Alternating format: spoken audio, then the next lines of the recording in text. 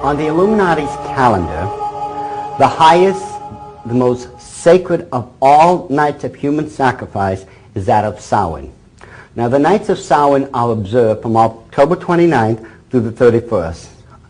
October 29th is the first day of Samhain, and the second day of Samhain, and it wraps up on what you would call Halloween, the third night of Samhain. Now, Samhain is the Celtic lord of the dead. He is depicted as a stag god. He always has been depicted as a stag god. This is just how they practice in the occult. Now, this is one of the very few remaining reliefs of the stag god that is still out in the open for anyone to see. This is, of course, this one is in the British Isles, and this one in particular, this would be the stag god, but he's also known as Cernanos. Okay, that's the one of the Celtic names for Samhain.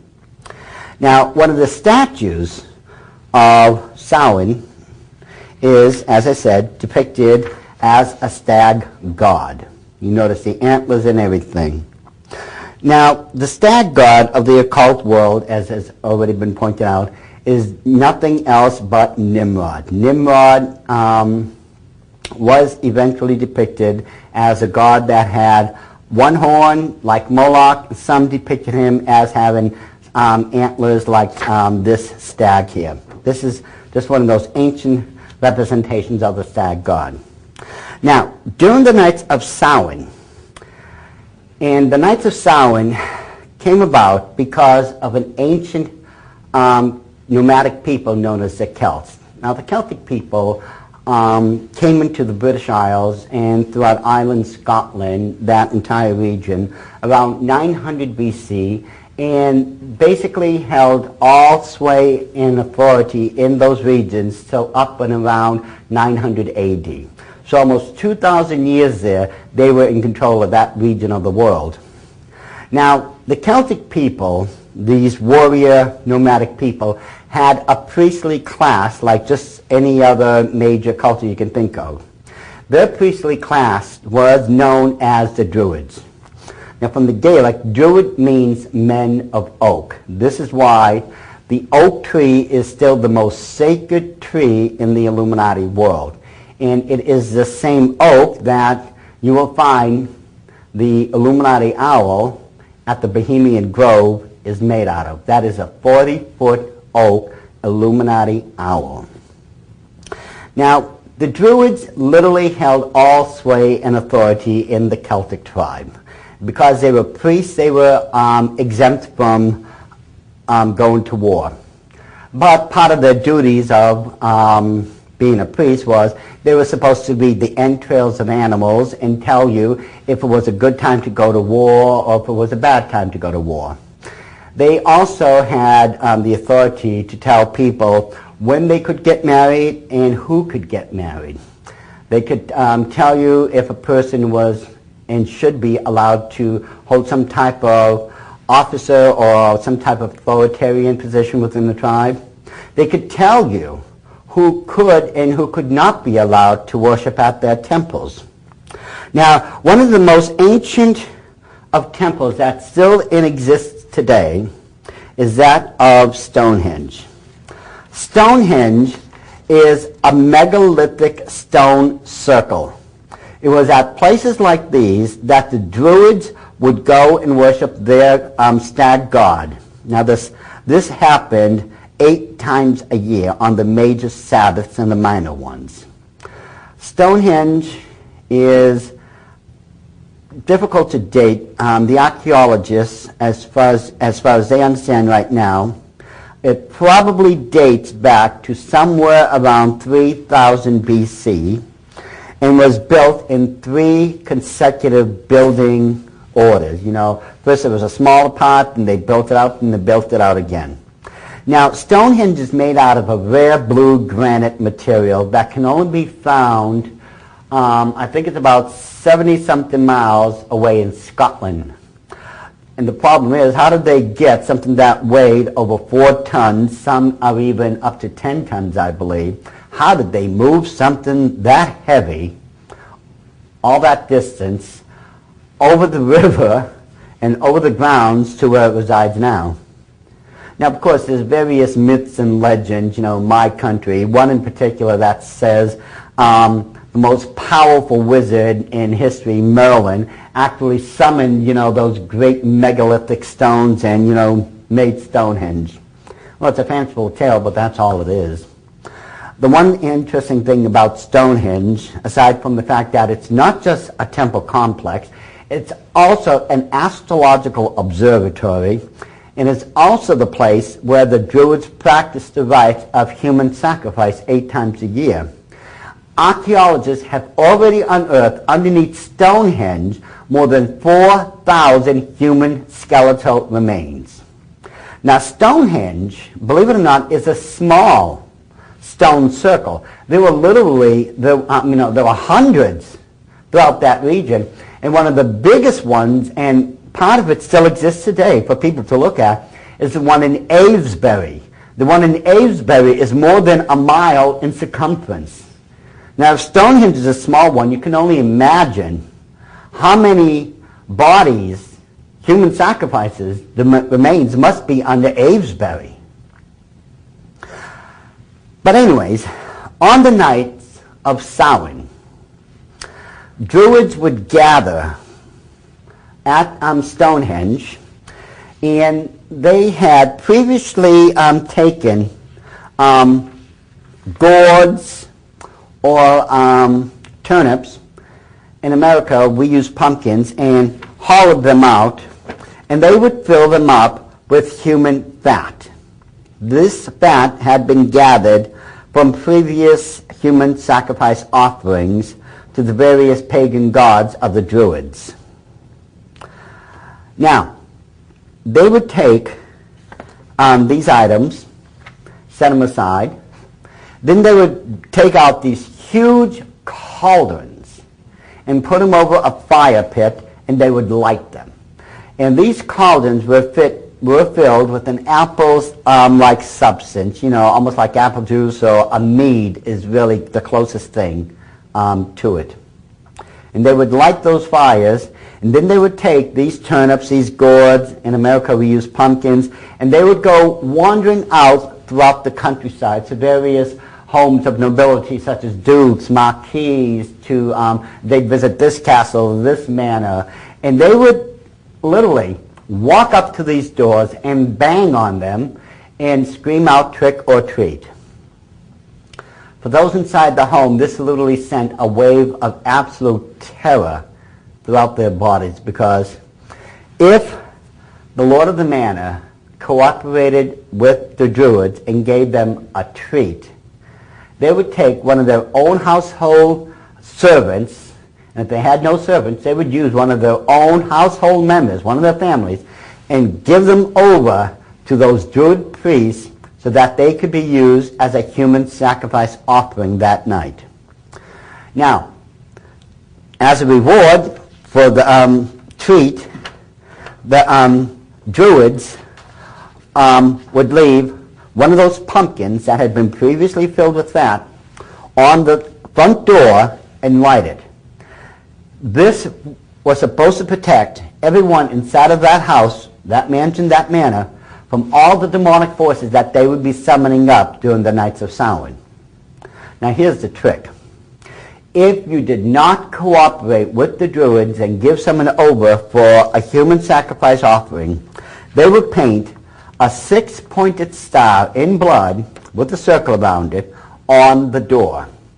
This is the foulest, most evil of all symbols in the occult world. There's nothing that can even come close.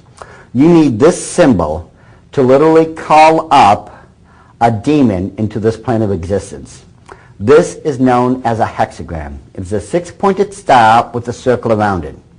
Usually that night, someone would be driven to their death from fear of everything that would be summoning up. They would be being attacked by demons, having these visions and everything. They would literally be driven to their own death through fear.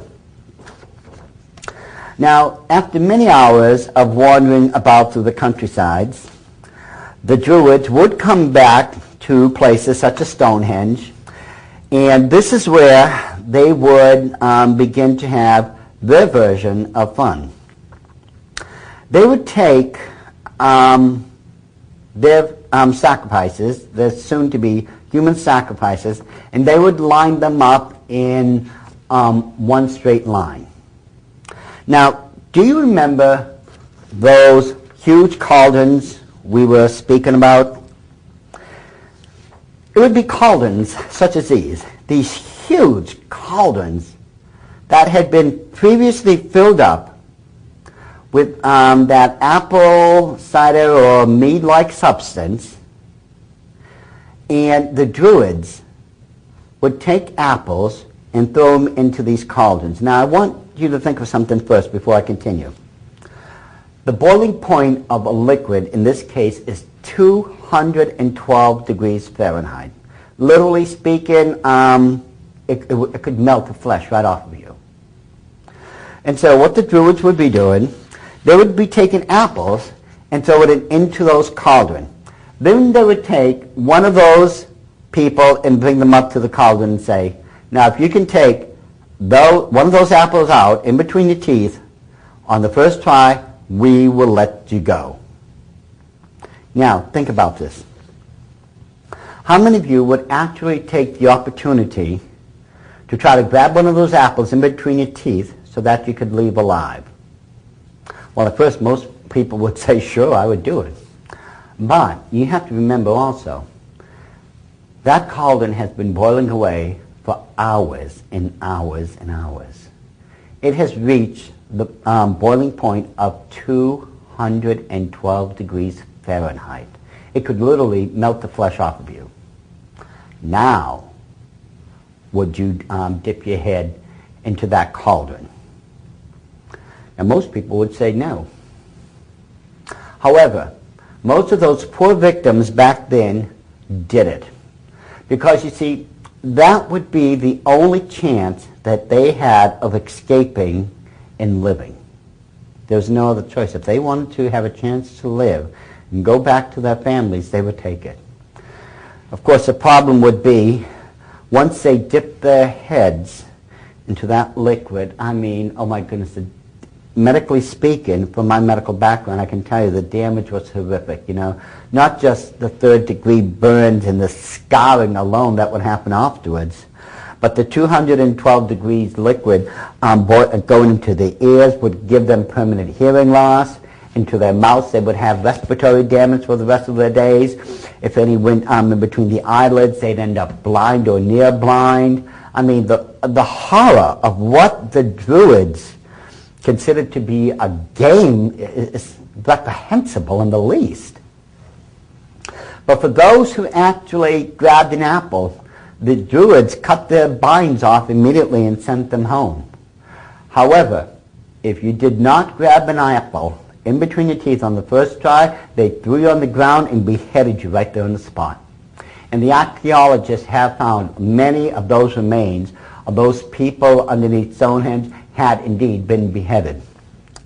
Now, before the druids had set out on their nightly vigils for those 3 days to practice and worship during the nights of Samhain, a week before that event, they had sent the Celtic warriors throughout the entire regions and had them gather up thousands of wicker reeds. Now, I'm sure many of you have seen wicker used before, such as in, wicker furniture or in baskets that was used for the little baskets for Easter. Some people in the martial arts are using wicker reeds. Wicker is a very durable substance. It bends and gives, and it really is something you can work with. Now, after those reeds would be brought over, the druids had built these huge human-like effigies. I mean, they were 20, 30 feet tall, and they had cages built in them. This human effigy was known as the wickerman.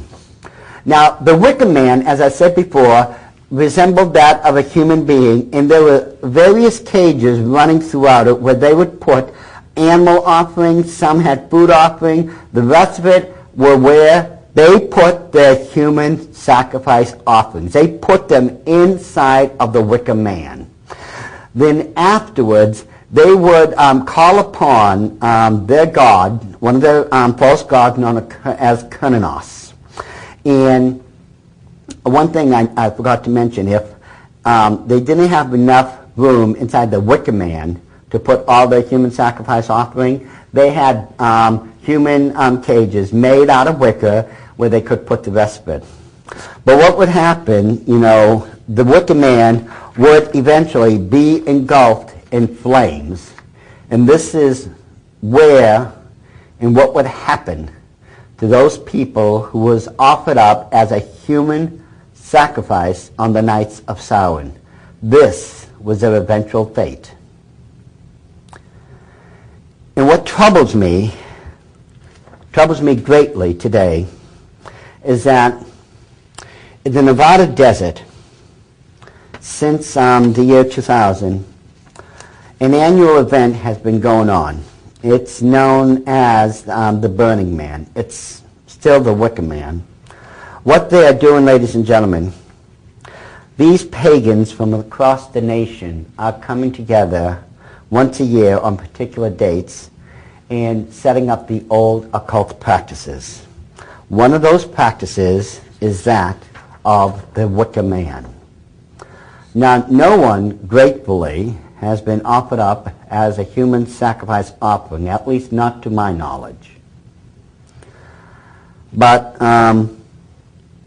it really gives me cause for great concern that these events are going on. Right here, as we're saying, this is from the New York Times. This is, I believe, September 17th.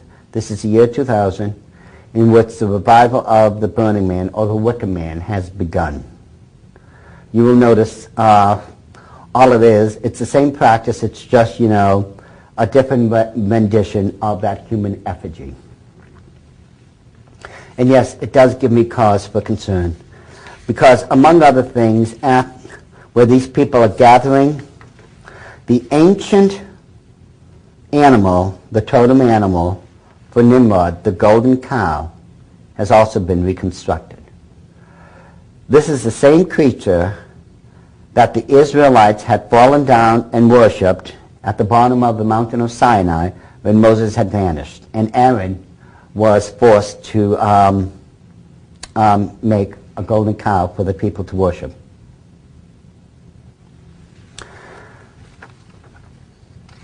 During the nights of Samhain, even to this very day, the belief is that the veils that separate the spiritual world from the physical world are at their thinnest, and that they can, during these days, these nights, departed souls can come and visit their loved ones.